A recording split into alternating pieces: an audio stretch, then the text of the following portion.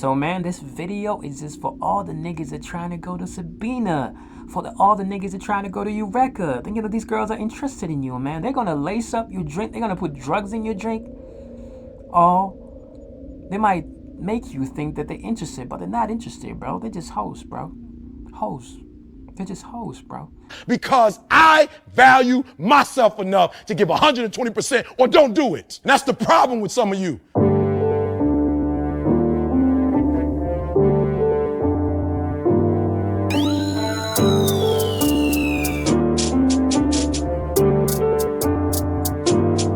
Sometimes you just gotta be the doorman, hit the door, and go and fucking get it. And that's exactly what this girl did until she killed someone. Now, in this video, I'm about to expose some hoes. A hoe.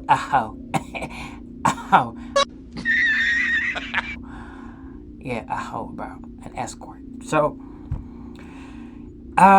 if you've been to Nairobi, you probably do know, like, there's a few clubs. Actually, there's a few clubs that I can name. They actually do have girls in there. These girls pretend to be normal girls, but they're not really normal girls. They're just there as hoes, as a hoe. As Kendrick said, call a spade a spade. Call a woman a woman. Call a hoe a hoe. Let me check that out. 5 minutes later. So now what happened was,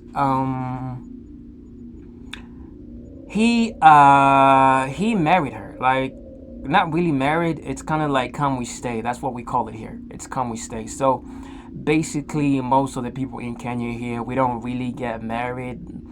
Most of the times we just move in with a person. If I like the girl and she likes me and we comfortable with each other, most of the people here don't really get married, bro. We just do the come we stay. So my mother was never married. She did the come we stay. My uncle was never married. They did the come we stay. But back to the story. So they were together. So now what happened was she was a hoe. And he knew the whole time she was a hoe. But it seemed to him like it was no bother. Cause as long as the bag keep coming, as long as the money keep coming, it doesn't really matter. It's always about the bag.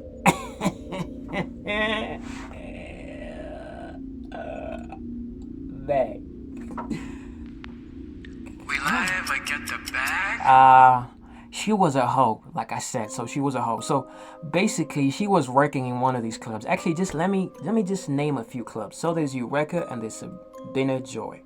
All right, I'm saying this because I've been a victim of, I've been lied before. The first time when I went there, I thought it was a normal club, but that was like 5 years ago. I thought it was a normal club. She lied to me. I thought she was interested in me. You know, she was showing me that nyash, you know, showing me them legs. You know, I thought it was real genuine interest until I came to realize later that she was a hoe. She was a hoe, bro. I met the girl at the club, then we went back to the house. At the time I was single. I was still in campus. So we went back to the crib.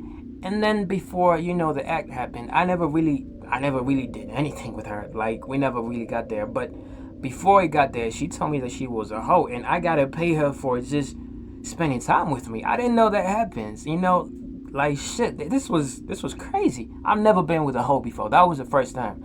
So he made me pay for spending time with her. And apparently she had this guy who was a pimp, who was pimping it. And she said, if I don't pay a certain kind of amount, she's going to call the pimp, and the pimp is going to beat the shit out of me, bro. So obviously, man, I wasn't gymming as much. I was a little bit skinny. So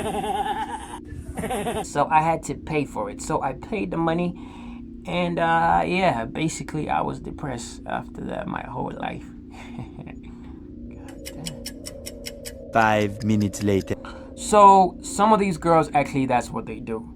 So they sit around in clubs like this. They act like normal girls. They act like genuine girls. They act like they're really genuinely interested in you. But let me tell you, bruh, if you've never been to one of these places, don't be a victim, because that's what they do. Because they know the moment that they tell you that she's a hoe, you know, you're not going to be interested. Because, man, us, we have a thing. If I see you, you know, don't, you know, giving a yes to another guy, I'm not going to be interested again. We have this thing called jealousy, yeah?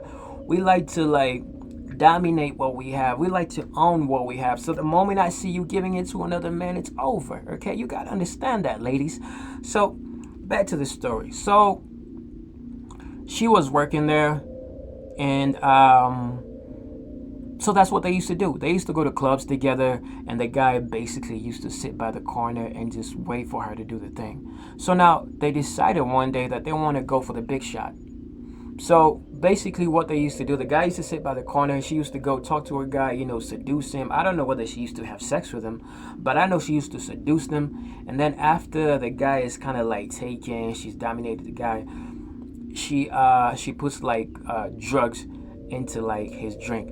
So basically she can make him do whatever. So that means like probably giving her the Visa card, or maybe giving her his M-Pesa pin, you know all that, you know where I'm going with this. So that's what they used to do. That's how they used to survive until they killed someone, like I said in the beginning of this video. So there was this rich guy who had a lot of money. I don't know how they met, honestly. If I told you that I know how they met, I'd be lying to you. The girl was right there. She was right there talking to the guy. So as usual, you know, she's showing him that nyash, you know, trying to get the guy seduced. She's trying to get him dominated, trying to make him sorry, give her like the M-Pesa pin, you know, the Visa card and shit like that. So it did happen. So now what happened was, the girl, the escort, the hoe, what happened was, she put the drink, took everything, convinced the guy to give him money, and to give her money, and to give her the Visa card. Do you know what happened next? The guy died, bro. I mean, I'm scared to die, bro. Shit. Basically, what happened was, so the guy died, but they never really knew about it. They never knew that the guy passed away. So now what happened was, the next day after they took the money, they were basically just enjoying. I'm guessing it was a lot of money, because she ended up buying like a TV, like a big smart TV, bought some couches and stuff like that. And I was just having fun and just thinking it's just, you know, just any other bag day, like they just bagged someone else, they just drugged someone else, and things would just go back to normal, and they just go back to like, you know, normal life. So now what happened was, the next day the police came looking. So now the guy had passed away, and the family obviously knew about it, so they pressed charges, and they started like an ongoing investigation. So the police started, luckily, in the place where in the club where they was, and this was I think it was either Sabina or Eureka. I don't remember. He never really told me that part of the story. So now what happened was, there were cameras, right? There was like CCTV things. God. All right. So now the CCTV picked up the footage of the girl doing the act of actually putting the drug inside the drink. So they drugged the guy, and they actually died. So there was a footage of her doing it. So there was no way that she was going to escape this one. So the police took the footage, started looking for the girl. Obviously, they have the machinery and technology to do that, the CID. So for some reason, they found out where she was living. They went there. But now what happened was, the girl turned everything into this guy's fault. The tables turned. She pulled all that weight on this guy. So now it looked like this guy was the one who was doing it. I don't even know how she did it, but the footage clearly shows like she was the one who did it. She was the one who put in the drugs into this guy's drink. So I don't know how she did it, bro. The police guy kind of looked the other way and just took the whole blame on this other guy, who's the boyfriend apparently. So obviously she didn't want to go to jail. She didn't want to go to prison. She didn't want to be accountable for that. So she just turned all that weight to the boyfriend. So the boyfriend, I don't know. The boyfriend is a guy who's my friend. I don't know what happened, but for some reason, now the police were really convinced that he's the one who did it. So they started looking for him. So like, he actually ran away from Nairobi and went to the village. So he had to like change SIM cards to just not be found by the police. So every time they would get him on this SIM card, he would break it and get another SIM card. Actually, he was living like a fugitive, because that's exactly what fugitives do. They live like that.